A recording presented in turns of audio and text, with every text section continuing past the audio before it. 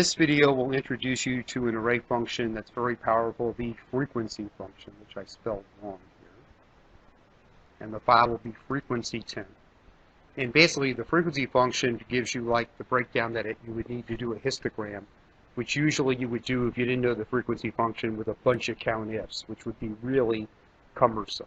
So that's best explained with an example how it works. So here we have NBA player salaries, I think from 2007, I'm not sure, in millions of dollars. Okay.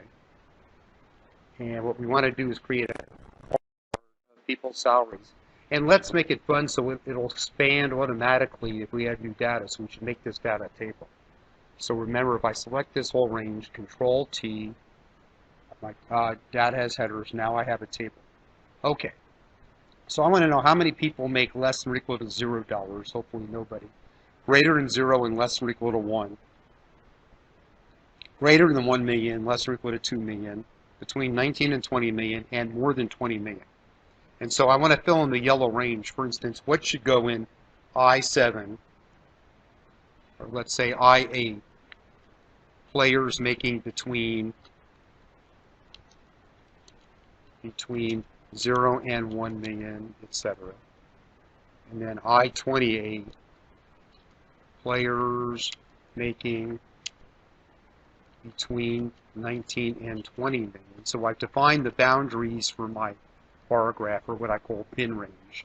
And then I29, players making greater than the last numerical value. And when you want to fill the cells and select the range you fill, you've got to go one row below the last number in the bin range. So even though the highest bin I defined is by 20 million, I need the last number there to be greater than 20 million. Okay, so now you simply select this range, you go frequency, and it says data array and bin array. Well, data array is just your data. So you can do Control Shift down arrow. And bin array is going to be 0 to 20. But notice I selected going down one below. And now I hit Control Shift Enter. And I filled it in. So 124 players made between 0 and 1 million, 75 between 1 and 2 million. Nobody made over 20 million at this point, but we'll change that in a second. So now I can do a bar graph based on this. Notice it's an array formula because it's got the curly bracket. So I would do insert. We'll do a column graph, I guess. I call it a bar graph because that's what I learned in elementary school. And so this shows how many people have a salary in each range.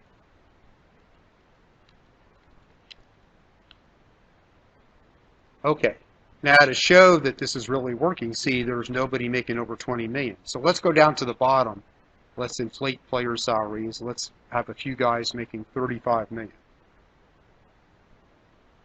And now you should see a big spike. See, there's 154 people making over $20 million because I threw those people in. Now there's that big spike counting those people. So in summary, this frequency function is really cool because I could have, for instance, done a count if how many people are less than or equal to 1 minus those that are less than or equal to 0, and then count if less than or equal to 2 minus those that are less than or equal to 1. But that would be sort of a tremendous pain to do. This is much easier, and it does link to the table feature. So I think you'll use that frequency function a lot when you want to get a breakdown of your data into numerical ranges. Remember, you have to come up with the bin range, write that down.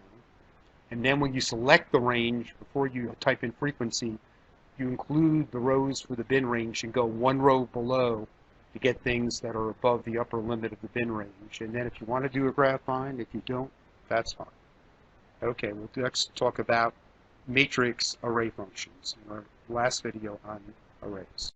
Okay, so thanks for watching, and there's a free course, a free 21-day course from Dr. Winston, and all of these videos are coming from one of 3 books. So first, this one, which you can see here at the top of the screen, Microsoft's book, which has 355 reviews, and then it's, let's see, 4.6 stars. It's coming from this book as well, his marketing analytics book, which is down here, and you can sort of see 4.5, or his newest book, his analytics stories book, which is here. And with that one, you can see it's 4 point something, or maybe even 5. I don't think it's 5. Yeah, 4.8. And so, yeah, anyways, in the description, there's a free 21-day course from Dr. Winston, or you can go to excelwithwayne.com/free, and it'll be there. But again, thanks for watching, and if you have any questions, just please let us know. Thanks.